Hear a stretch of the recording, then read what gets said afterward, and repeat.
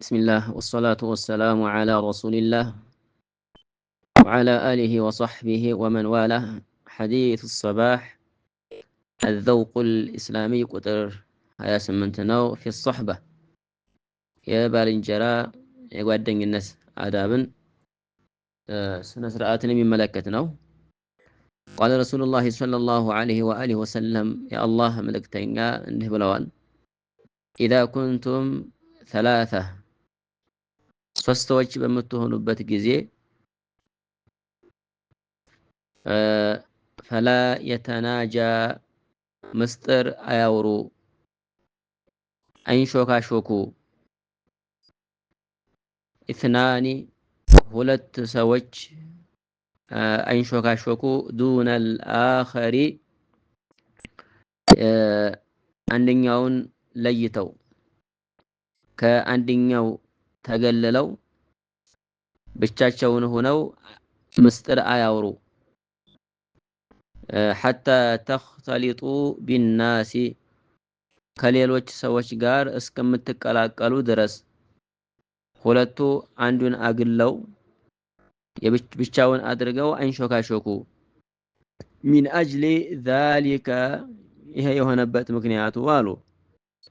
ይሄ ድርጊት የተከለከለበት من أجل أن ذلك يحزنه ያሳዝነዋልና ነው የወንድሙ ቀልብ በሐዘን ሊሰበር ይችላልና በዚህ ድርጊት ሊታወክ ይችላል ብቸኝነት ስሜት በውስጡ ይፈጠርበታል እና ከዚህ ሐዲሱ ጋር ያይዘው የተከለከለበትን ምክንያት የአላህ መተኛ አለይሂ ሰላቱ ወሰለም ሲገልጹ ሁለት ሰዎች ሶስት ሰዎች አንዱን ሰው ብቻውን አድርገው ወይም አራት ከሆኑ ሶስቱ አንዱን የብቻ ተነጥለው ሌላ የሚያዋራው ሰው ካለ የሚያጫውተው ሰው ካለ ችግር የለውም ምክንያቱም ይህ ስሜት አይፈጠርበትምና ማለት ነው እና ይሄ አዳብል እኹዋ አዳብ الصحبة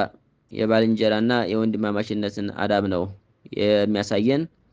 እንግዲህ እስላም ያንዳንዱ የህይወት ክፍል ስርዓት አስቀምጦለታል ስርዓትና መስመር ለማስያዝ